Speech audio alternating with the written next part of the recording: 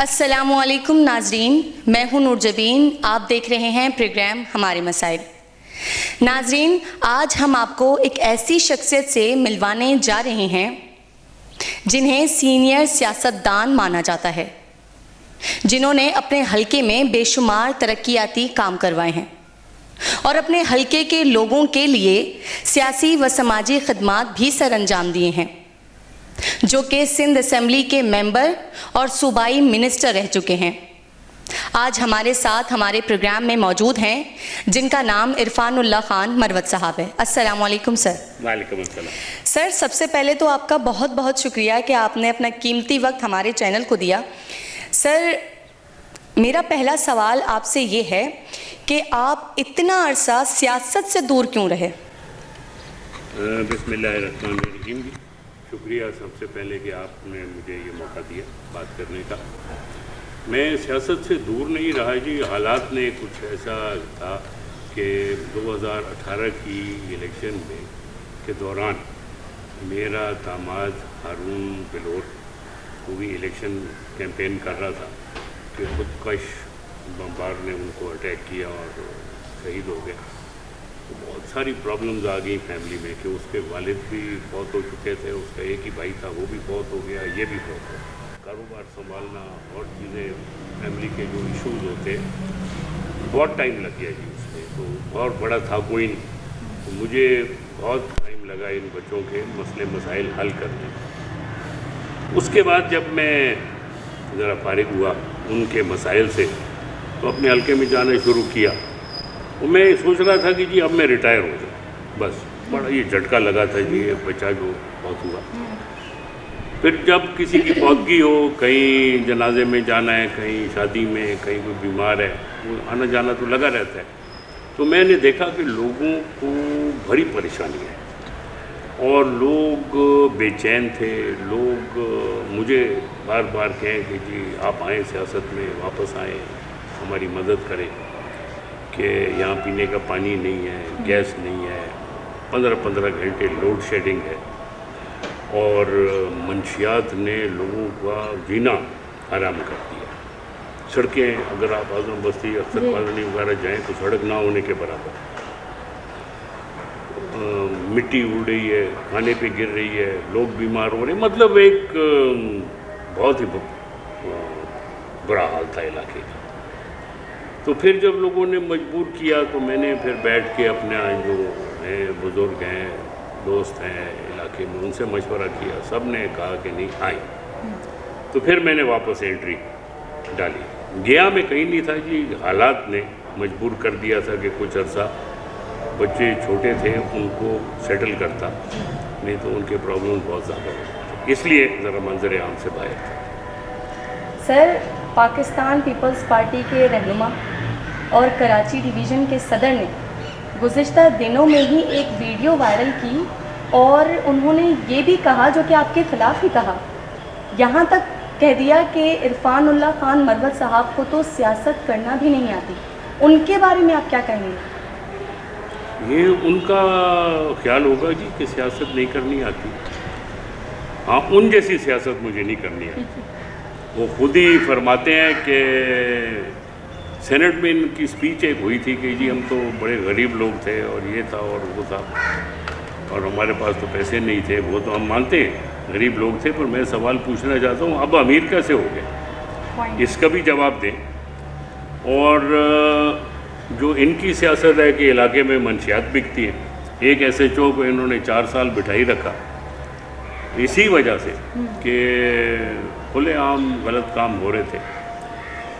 तो बाकी इन जैसी सियासत मैंने नहीं की। मैंने सियासत ये की है कि जी मैंने अपने हलके में 2 लड़कियों के कॉलेज बनवाए। इन्होंने एक का नाम बेनज़ीर रख दिया, ये इन्होंने काम किया। दूसरा मैंने टेक्निकल कॉलेज बनाया जिसकी 3 दफ़ा इन्होंने इफ्तिताह करवाया। एक दफ़ा खुद किया, एक दफ़ा किसी और से कराया और एक दफ़ा चीफ मिनिस्टर से कराया। मैंने 2 अस्पताल बनवाए, 5 स्कूल बनवाए। तो मैं इनसे सवाल पूछना चाहता हूँ कि ये 7 साल वज़ीर रहे, 2 साल पहले फिर 5 साल, कहीं एक दीवार तक बनाई है? कहीं एक दीवार बनाई है? नहीं। मतलब वो मेरी चीज़ों के इफ्तिताह करना, उसका नाम बदलना, बस इस हद तक इनका ये तो काम हर हुकूमत में हुआ है। है। तो मैं इसलिए कहता हूँ ना जी, मैंने इन जैसी सियासत नहीं की। मैंने अमली सियासत की है कि लोगों को ये चीज़ें बना के दी हैं जिसमें आज बच्चियाँ, मेरे ख्याल को 1500 बच्ची वहाँ पढ़ रही है। तो 50 बिस्तर का एक अस्पताल मैंने बनाया है जी, वो आज तक उसको चलने नहीं दिया कि मरवत का नाम ना हो। आज 15 साल से बंद पड़े। Can you imagine? आपके हल्के में महमूदाबाद, मंजूर कॉलोनी और भी बेशुमार जो है ना इलाके हैं सर, उनमें आपने कौन कौन से काम करवाए? क्योंकि उन इलाकों से हम समझ लें होते हुए आ रहे हैं और हमने देखा है वही सड़कें टूटी फूटी, वही गटर के नाले। मेरा हल्का अब नहीं है जी, अब सईद गनी साहब का हल्का था। अच्छा। ये सवाल उनसे बनता है। अच्छा। मेरे तो जितना अरसा था तो जो बनाया मैंने आपको बता दिया। ये सवाल आप उनसे पूछें कि आपने 7 साल में कोई एक दीवार बनाई? नहीं, या खाली जोर रहा है और चीज़ों पे। अच्छा सर, इलेक्शन के हवाले से मैं पूछना चाहूँगी कि 2024 में सुना है कि आप दोबारा इलेक्शन लड़ेंगे इंशाल्लाह। तो आवाम के मसाइल के लिए क्या सोचा है? आवाम का ये जो सबसे बड़ा प्रॉब्लम इस पूरे हल्के में है वो पीने के पानी का।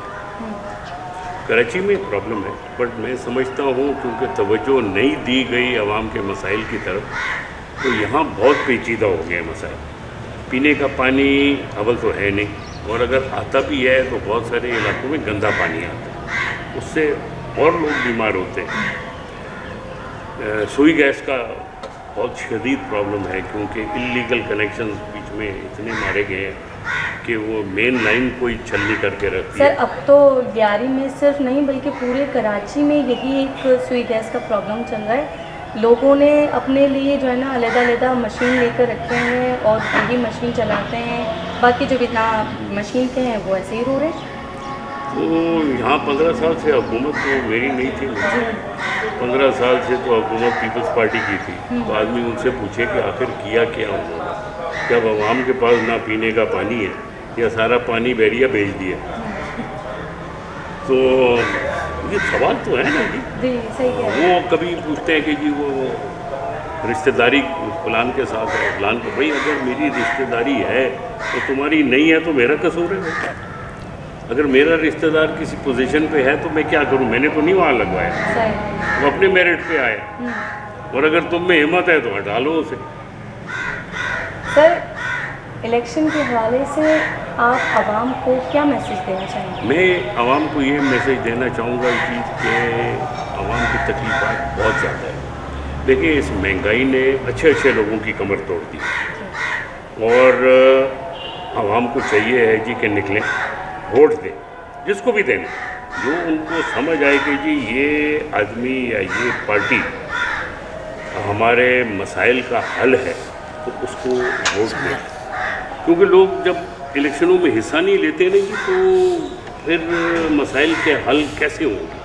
सर पाकिस्तान पीपल्स पार्टी के रहनुमा जो कराची डिवीज़न के सदर हैं, इन्होंने तो कहा है कि पूरे सिंध भर में हमारी अक्सरियत हो या अक़लियत हो, यहाँ से सिर्फ़ और सिर्फ पाकिस्तान पीपल्स पार्टी ही जीतेगी, क्योंकि उन्होंने अपना मेयर कराची भी तो बनवा के रहे वो, अब किसी और पार्टी को वो जीतने नहीं देंगे। क्या कहना चाहेंगे आप? बात ये जी कि ये मेयर का इलेक्शन नहीं है, और अगर सईद गनी साहब आजमाना चाहते हैं तो मेरे जैसा गरीब आदमी हाजिर है, आजमा ले जी, तो फिर पता लग जाएगा उन्हें जी।